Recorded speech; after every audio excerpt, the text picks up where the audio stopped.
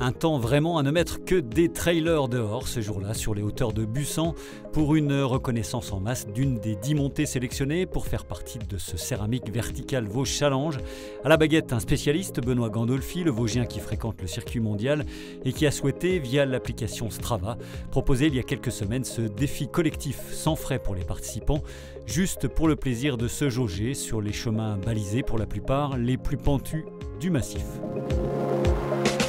En janvier, j'ai un petit peu fait mon calendrier. C'est le circuit mondial de kilomètres vertical qui s'est rapidement imposé. Donc j'ai cherché les montées les plus raides du massif. Et de là est née l'idée de regrouper toutes les plus belles montées du massif avec une arrivée au sommet à chaque fois.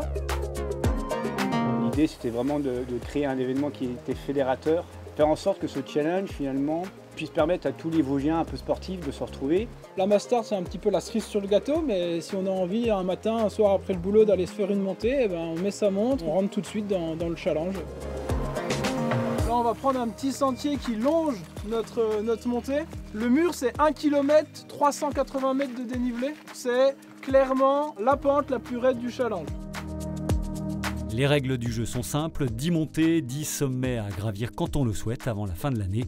Seuls les classements des 6 meilleures ascensions authentifiées par Strava seront conservés. Il faut juste au départ adhérer au groupe mis en place sur Facebook et ça cartonne déjà. On a lancé le challenge fin avril et au bout de quelques jours on avait déjà une cinquantaine de traces et chaque personne que je vois sont vraiment contents de pouvoir se dire finalement ouais on est capable de faire des montées de 700, 800, 900 mètres de dénivelé. Des gens qui s'en pensaient pas forcément capables. Ça fédère de l'élite jusqu'aux coureurs du dimanche, tout le monde est là. Effort intense garanti avec des pentes en moyenne de 16%. Benoît Gandolfi a pris soin de choisir les plus sélectifs des parcours, notamment les fameux ballons vosgiens. Il faudra s'employer partout. La montée c'est quand même pas évident. C'était un peu raide, beau temps, mais bon c'est sympa quand même.